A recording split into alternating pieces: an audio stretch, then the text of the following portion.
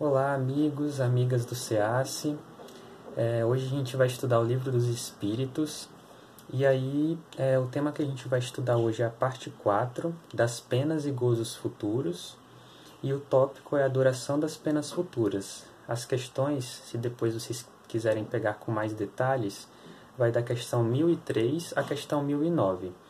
E aí eu fiz algumas anotações, trazendo uma síntese, trazendo algumas reflexões para a gente abordar todas essas perguntas, certo? E aí eu queria falar para vocês, para a gente pensar sobre esse assunto das durações dos sofrimentos, no seguinte aspecto: a gente pensar em tempo, a duração em si, a vontade e as nossas escolhas.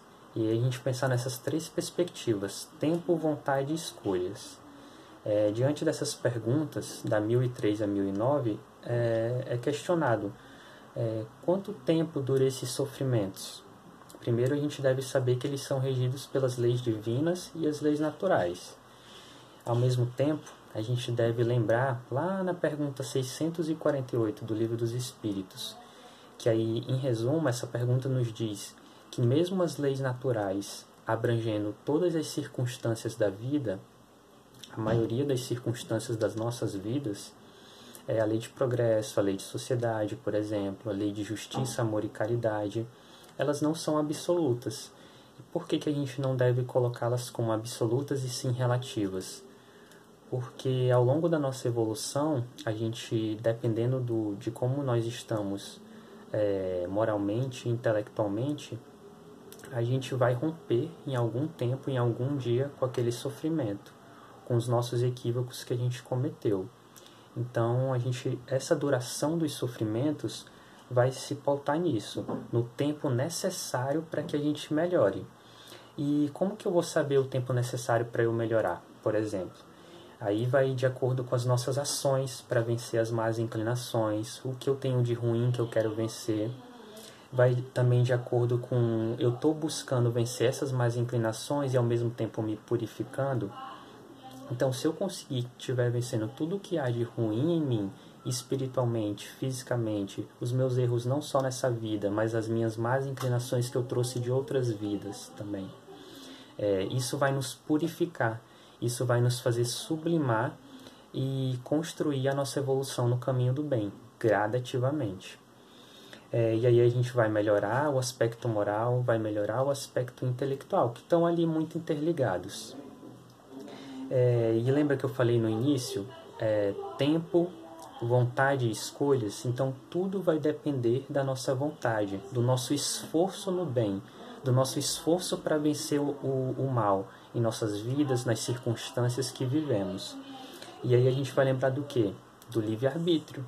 Ou seja, se eu tenho conhecimento do que é o bom e do que é o mal, eu posso fazer escolhas. Eu tenho o livre-arbítrio de escolher o caminho do bem e o caminho do mal. E aí isso vai me ajudar na minha evolução. Caso eu escolha o caminho do mal, eu vou perdurar no sofrimento. E aí a gente volta. Isso vai trazer a noção da gente da duração dos sofrimentos. Se eu continuar tomando escolhas ruins para a minha vida, continuar ao longo das minhas reencarnações, fazendo coisas ruins, me agredindo as outras pessoas, e aí a gente pegando esse termo agressão, não só no sentido físico, mas no sentido das escolhas que eu tomo para a minha vida. Então, depende muito do nosso livre-arbítrio. Se nós temos o conhecimento do caminho do bem, a gente deve seguir nele, de forma gradativa, a passos lentos, porque não é uma tarefa fácil, principalmente pelo mundo que a gente vive, de provas e expiações. O sofrimento enquanto encarnado é o mesmo do sofrimento enquanto desencarnado? Não, é diferente. Por quê? Enquanto encarnado, nós temos, por exemplo, funções, questões orgânicas, biológicas do corpo físico. Nós estamos presos à matéria. Então a gente consegue dormir, a gente consegue se alimentar. E aí, já enquanto desencarnado, a noção de tempo que a gente tem em vida é diferente. Ou seja, a gente não vai ter mais o sono, o tempo vai ser uma outra questão que a gente vai vivenciar. Então, o tempo que a gente vive enquanto desencarnado diverge do tempo enquanto na matéria. Então, por isso que o sofrimento, na questão enquanto desencarnado, pode ser mais sofrível, pode ser mais doloroso também, e difícil de você lidar. E aí a gente pontua aqui duas questões. Sofrimentos são eternos? Há espíritos que nunca se arrependem? Bom, se a gente considerar que o sofrimento é eterno e que os espíritos nunca vão se arrepender, a gente vai contra a lei do progresso.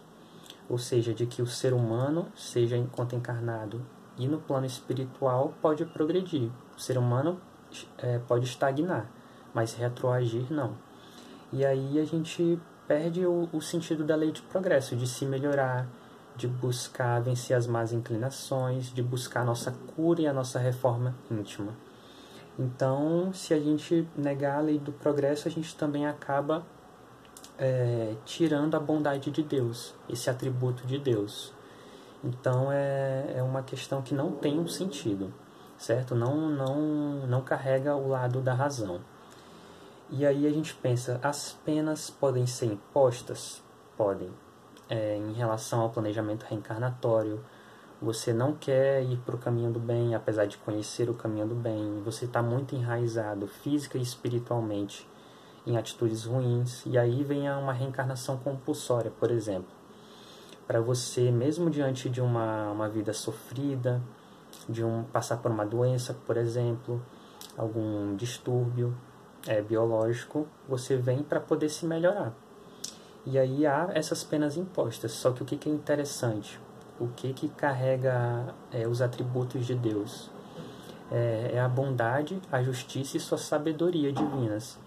Porque quando há esse arrependimento, a pessoa pode ponderar esse mal que foi feito, e aí Deus está de olho nisso, no sentido de que aquele arrependimento vai ser olhado por Deus, vai ser olhado pela equipe espiritual. Então, todo arrependimento, toda busca, por menor que seja, pode ser do tamanho de um grão de mostarda, lembrem disso.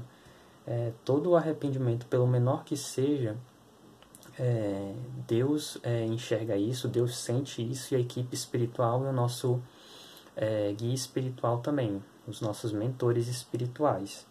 Então, basta ter essa vontade, essa escolha. Por isso que no início eu quis pontuar. Tempo do sofrimento está interligado com a nossa vontade e as nossas escolhas. E aí há uma certeza que a vontade de melhorar vai surgir, e a gente coloca, Rodrigo, certeza? Sim, está lá no Livro dos Espíritos, nessas perguntas, e aí a gente precisa destrinchar essas perguntas, né? Sim, há uma certeza da vontade de melhorar, ela vai surgir. O espírito pode, no plano espiritual, a gente pegando um pouco essa questão de tempo que é muito complexa, pode ficar anos, 20 anos, 30 anos, ali sem se arrepender, mas em um momento vai surgir esse grão de mostarda do arrependimento, que aí vai ser um impulso, uma ignição para que ele continue construindo a sua evolução, a sua reforma íntima. Certo? Então, por que existe essa certeza? Ela existe porque o espírito tem a necessidade real, prática, o fato de ser feliz. O espírito busca isso. E aí eu trago uma questão interessante que o nosso irmão do catolicismo, o padre Fábio de Mello, ele disse assim uma vez, eu ouvindo as suas palavras, ele disse que a gente deve transformar o problema em felicidade, ou seja, uma bonita forma. Ele afirma isso, uma bonita forma da gente vencer os problemas é ajudando as pessoas. Então a gente sai um pouco de si, e aí a gente até vê a questão da empatia, sair de si e poder olhar para o outro. E aí a gente ajudando outras pessoas, outras situações, a gente vence os nossos problemas, a gente vence os nossos sofrimentos. E aí eu trago uma coisa interessante. Nessas questões, ao final das questões, tem vários espíritos, Agostinho, Paulo, o apóstolo Paulo, né, Platão, que trazem reflexões muito importantes, coisas para a gente indagar, questionar e principalmente tentar colocar em prática, tentar vencer certas incredulidades. E aí o Paulo fala uma coisa interessante, que eu coloquei assim nessa anotação: sofremos para desgostarmos e nos afastarmos do sofrimento. Ou seja, a gente sofre para saber que aquele sofrimento é ruim, para saber que eu não quero aquilo, para saber que eu preciso me arrepender, que eu preciso recomeçar. E que eu preciso, a partir do sentimento inicial de culpa, transformar aquilo em um recomeço, uma retomada no caminho do bem. De novo, sofremos para desgostar e nos afastar do sofrimento. É bem legal essa perspectiva, né? Que o apóstolo Paulo nos trouxe. E aí tem um paradoxo, certo? O sofrimento não é eterno, a gente consegue compreender isso. E aí a gente coloca a seguinte contradição: se Deus tem a bondade infinita, como que ao mesmo tempo o sofrimento pode ser infinito, pode ser eterno? Não é uma contradição, de acordo com o que a gente estuda no Espiritismo? Não seria paradoxal a gente pensar desse jeito? Se Deus tem um atributo da bondade, da sabedoria e da justiça, como que ele pode criar um sofrimento infinito também? E a gente tem que lembrar, Deus é eterno, o mal não é eterno. É paradoxal também pensar assim, né? Então, que a gente possa trazer esses questionamentos para o nosso dia a dia. Não há como existir o sofrimento eterno, sendo que Deus tem a bondade infinita, certo? Eu acho que é interessante a gente trazer essas reflexões, esses pensamentos, a gente trabalhar o que o Espiritismo nos traz, a razão, a fé raciocinada. A gente não ouve muito isso, então a gente tem que utilizar isso também. E aí, um dos espíritos tais também, para a gente entender isso, que o sofrimento não é eterno e que Deus está de olho, a equipe espiritual, o nosso guia espiritual está de olho nos nossos arrependimentos, por menores que sejam, é a parábola do filho pródigo. Ou seja, o filho recebe a herança, resumidamente, recebe a herança, gasta tudo, vive as paixões do mundo, vive as portas largas do mundo, e aí, de repente, volta para casa. E quem está lá de portas abertas? O pai, que o recebe, que faz uma grande festa. E aí a gente, trabalhando a metáfora dessa parábola do filho pródigo, a gente entende o quê? Que aquele pai é a figura de Deus representada, né?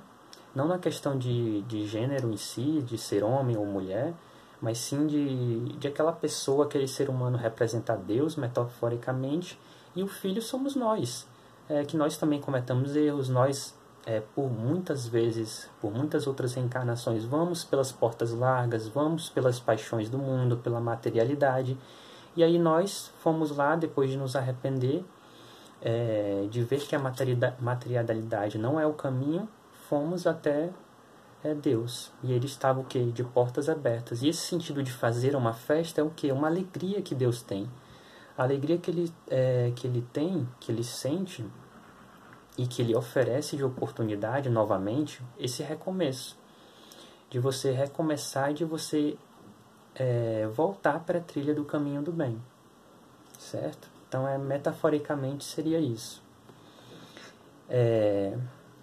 E aí Platão, um dos espíritos também, fala: a eternidade dos castigos corresponde à eternidade do mal. Ou seja, a gente já consegue compreender que o mal não é eterno. Eterno apenas Deus. E aí vamos usar mais a razão ainda. Se o mal é eterno, isso seria contra a transição planetária, que a gente está vivendo agora, a transição para caminhar para um planeta de regeneração. Mas se o mal é eterno, como que a gente vai para um planeta de regeneração? Como que a gente vai para um planeta feliz, um planeta ditoso? Seria um contrassenso. Novamente, isso vai contra a fé raciocinada. E aí a gente também, se acreditar que o mal é eterno, na eternidade dos castigos, das punições, a gente perde Deus, pensando dessa forma. Perde o sentido. Vamos trazer uma outra obra básica, Céu e Inferno. Um dos livros da codificação. Vamos lembrar dos estados de consciência. E aí, nesse livro é bem interessante, porque o céu e o inferno não é um local físico, não é algo que, quando a gente desencarnar, quando a gente falecer, a gente vai, de acordo com as nossas atitudes, a gente vai para o céu e o inferno. Não seria isso. Pela razão, o que a gente entende? O céu e o inferno é você que cria, é um estado de consciência. Ou seja, a partir das minhas vivências nessa minha última vida antes de desencarnar e nas minhas vidas anteriores, eu posso criar um inferno para mim. Ou seja, se eu fui um assassino, se eu prejudiquei a minha família, se eu prejudiquei as pessoas do meu trabalho, ou seja, a minha vibração, o meu padrão vibratório, o meu campo mental e o meu perispírito vão estar o quê? Manchados, vão estar enraizados com coisas ruins, com o mal. Então, tudo isso eu vou criar um campo mental que vai reverberar nesse inferno. Ou seja, eu não vou para o inferno, eu vou criar esse campo mental denominado inferno. Ou seja, uma psicosfera, uma atmosfera mental ruim. E em relação ao céu é a mesma coisa. Se eu trilho o caminho do bem, se eu tento me melhorar, se eu vivi a minha última reencarnação ou as minhas últimas reencarnações tentando fazer o bem, tentando construir um bem em mim e para o próximo, ou seja, exercendo o amor, exercendo a caridade, a justiça, mesmo que a passos lentos, eu vou construir um céu quando eu desencarnar, certo? E eu vou estar conectado, eu vou estar sintonizado com espíritos bons e que também estão trilhando o bem. Então, é isso. Eu quis trazer também essa relação com o livro O Céu e o Inferno. E aí, uma outra coisa que Platão nos fala, para a gente finalizar o estudo, é que nós, diante das nossas falhas, diante das conveniências dos seres humanos, do que é melhor para a gente, do que a gente considera melhor, a gente fez interpretações diante de textos hebraicos que são diferentes das traduções gregas e latinas. Ou seja, nas traduções gregas e latinas, a eternidade, a palavra eternidade é colocada como um castigo sem fim. Mas no texto hebraico não era esse significado que queria ser levado para a gente, para os seres humanos e para as posterioridades das épocas. Então a gente precisa ter cuidado com essas traduções, a gente precisa detalhar aquilo, a gente precisa trazer reflexões, precisa exercer a razão e a fé raciocinada. E aí eu trago uma outra obra básica que também toca nesse ponto, da questão da metáfora, da questão das traduções e interpretações. O capítulo 23, A Estranha Moral, de O Evangelho segundo o Espiritismo. Então há muitas coisas ali ditas por Jesus que são interpretadas de uma forma abrangente, de uma forma de acordo com a moral do Cristo. Então a gente precisa não levar no sentido literal, não levar no sentido absoluto. A gente precisa trabalhar a questão da relatividade. Relatividade também pensando na questão do amor e da caridade, nos ensinamentos que Jesus deixou. Certo? A gente não pode deixar levar para a nossa conveniência pessoal. E para finalizar, aí eu pontuo também que o Livro dos Espíritos nos traz: o bem é a essência de Deus, o mal é a essência do ser humano. Então que possamos lembrar isso. Eu estou muito feliz de fazer esse estudo, foram reflexões muito importantes para mim. Espero que possa trazer reflexões para vocês também. Certo? Um grande beijo, uma boa semana também, e que possamos nesse momento de pandemia estar nos fortalecendo, não apenas pela religiosidade, pela nossa religião, mas também na simplicidade da vida. A gente tentar, nessa pandemia, vivenciar isso, através de atitudes simples, você modificar uma situação para o bem, você compartilhar uma notícia boa, você tentar trabalhar algo em si que não gosta e aí melhorar isso. Então, é isso. Desejo muita força, muita paz, e a gente continuar nessa luta, no caminho do bem. Um grande abraço.